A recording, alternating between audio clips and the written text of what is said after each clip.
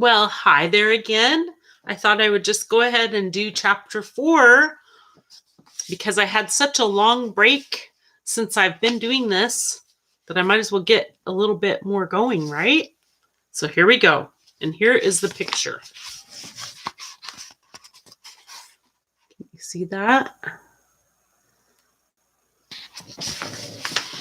June passed and the days lengthened into summer. The plague had died out, but with its going went many of the people of London, even some of the monks.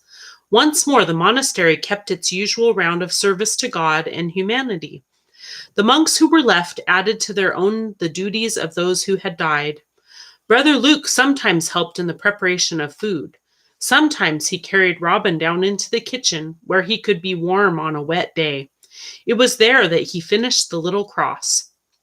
Although it is yet too soon for thee to carve figures for choir stalls or for bosses for chapel, a child's puppet could be made more easily. Why not make one of that for that poor girl child who hung to my skirts that day? She dwelleth by Houndsditch, in a poor hovel where I go on my errands.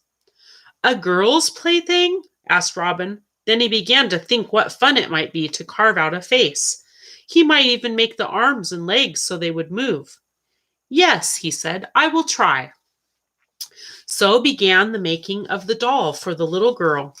Head and body were to be in one piece, with arms and legs jointed. Brother Matthew will help thee to work that out, said Brother Luke. Soft pine again was used because it was easier to cut. And that is a little doll that he's holding. I don't know if you can see that. Robin became so excited at seeing real features emerge from the piece of wood that he could hardly bear to take time to attend to his studies.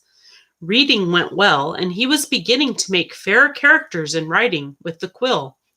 On clear nights, Brother Hubert took him to a high tower of the monastery to tell him of the stars. He told Robin, too, of far countries, the Holy Land where crusaders had fought for the tomb of our Lord, and of Greece and Rome, whose ancient languages were the beginnings of many other tongues.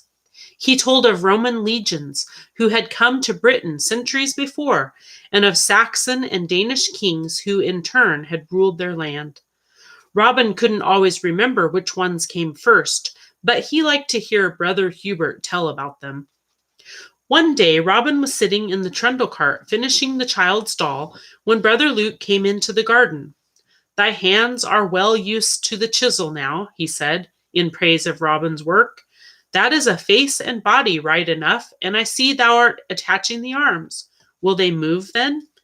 Yes, said Robin. See how this peg fits into the shoulder, then slips into the top of the arms and it swings? See? It will make a little child very happy, said the friar. Now, because the day is so fine and thou art getting so strong, it might be well if we should go fishing. Fishing? Could he really leave the hospice and go fishing? Even the fun of fitting arms and legs to the doll could not keep Robin from wanting to get out into the fields and away from bench and bed, stool and trundle cart. I could sit against a tree and fish too, think you? No doubt, agreed Brother Luke. Come then. He lifted Robin to his back, and they went down the green to the brook outside the walls. They fished for a time, each catching several trout, which they wrapped in leaves. The sun shone warm through the leafy grove. Insects droned in the noon heat, and the water slipped musically over green mossed stones. It was very still. Suddenly the quiet was burst with the shout of boys' voices. 6 or 7 urchins ran over the green, stripping off clothing as they came. Robin, looking over his shoulder, saw Geoffrey Atwater, the same lad he had first seen limping through the corridors of St. Mark's. Geoffrey raced down the bank ahead of all the rest, swinging his crutches ahead of him and taking in his stride twice as much ground as the other boys. Geoffrey saw Robin at the same moment. Hi, Crookshanks, he called. Art finding fish for thy fasting? Off came the last ragged garment, down went the crutches, and with a whoosh, he was into the water with the others and away with the current. Thrashing arms and legs beat the water into foam and spoiled the fishing. Robin wished with all his heart that he could go into the water and swim too. It was all very well for Brother Luke to bring him fishing, but it only seemed to make it harder that he couldn't run about or swim like the other boys. The friar saw Robin's hungry look. "Off with thy jerkin," he said, at the same time rising and taking off his own habit. "We'll give thee a good bath and cleanse thy humor. Who knows, mayhap we can teach thee to swim." He pulled off Robin's hosen and carried him into the water, holding and dipping him where the current ran deep. "Now swing thy arms about with fingers closed to push the water back." Robin pushed and felt himself moving along with Brother Luke, walking and supporting him. All the troubles of the past months seemed to float away with the running of the brook, and strength and power to flow into his arms. It was wonderful. Brother Luke didn't allow him to stay long in the water, but promised to bring him every day. "For some time I have had this in mind," he said. "Now I know I was right. This will make thine arms even stronger, and soon they will help thee to get about on land as well." "How?" asked Robin. But even as he said it, he knew that Brother Luke meant crutches. That was it. With crutches, he would be able to go about as Geoffrey did. He could play at duck on a rock with the boys. He could join them in hoodman blind or hide and seek. Crutches would be almost as much fun as stilts. Then Robin remembered that his father expected him to be a knight. How could he ride horseback in chainmail with his legs while his legs were bent and he had to use crutches? How could he face his father? How bear his mother's pitying look? How would they feel to have a son who could not fulfill his knightly duties? "I see thou hast my meaning," said the friar as he finished dressing Robin. "Crutches or crosses, as thou'lt have it, 'tis all the same thing. Remember, even thy crutches can be a door in a wall. By the time they are made, thou'lt be ready for them, God willing. Up now, and hold fast, whilst we go up the hill." And here they are.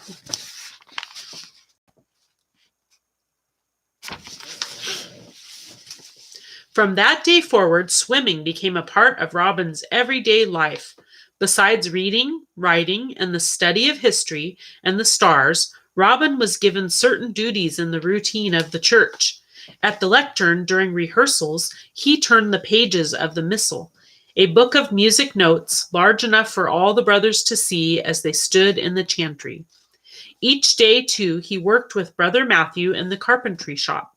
He liked the music and the carpentry better than the reading and writing, but best of all, he liked the swimming.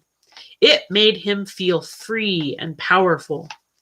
Even on cloudy or rainy days, and when the weather was quite cool, Robin was taken for his daily swim.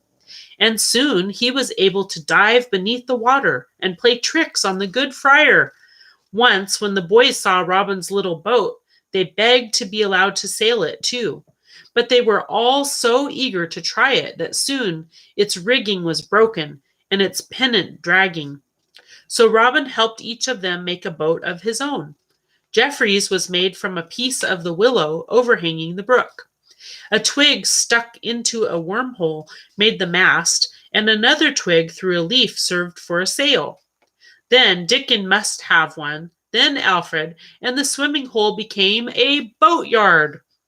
Sometimes they marked out squares on the sandy bank and played a game of checkers with round stones. Sometimes, on hot days, all the time was spent in the water, and the boys raced Robin to the wire and back. Once, Robin beat them all. "Crookshanks here is as fast as any of us," Geoffrey said proudly. Then Robin felt as if he were one of them. Once, when Robin dived underwater and hid in the rushes, Brother Luke at first scolded him, for he was frightened. Then he said, "But I am glad for thy mischief, for it is a sign thou art well." Robin had another reason for knowing he was well, but he kept it secret. Work was begun on the crutches. They were to be simple, straight staves with crosspieces at the top to fit under Robin's arms. Brother Matthew had found the wood of proper kind and size. Then he sawed it the right length, allowing a little for finishing. Brother Luke wheeled Robin to the shed where he could watch. When the first piece of wood was put into the vise and Brother Matthew began to draw the spoke shave down the length of it, Robin thought it time to tell his secret, for he wanted very much to have a hand in making the crutches with which he hoped to walk. "Can I shape the pieces, think you?" he asked. "Look," he directed, "I can bear my weight upon my feet, though I cannot stand long alone, nor can I straighten.